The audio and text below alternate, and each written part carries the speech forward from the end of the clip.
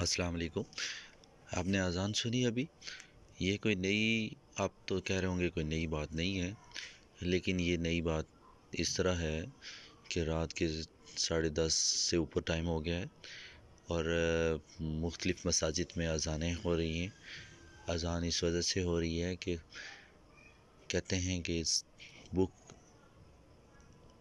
मुख्तलिफ़ उलमा इस बात से मुत्तफ़िक़ हैं कि जहाँ भी कोई वबा या कोई मुसीबत या कोई ड्रोनी जगह हो, वहाँ पे अज़ान दी जाए रात के इस टाइम, तो वो वबा टल जाती है, वो बला टल जाती है। और कोरोना वायरस की वजह से अब दुनिया भर जो मुश्किलात में और परेशान हाल में हैं, तो ये अज़ान उस वजह से दी रही हैं ताकि इस वबा से हमारी जान छूट जाए।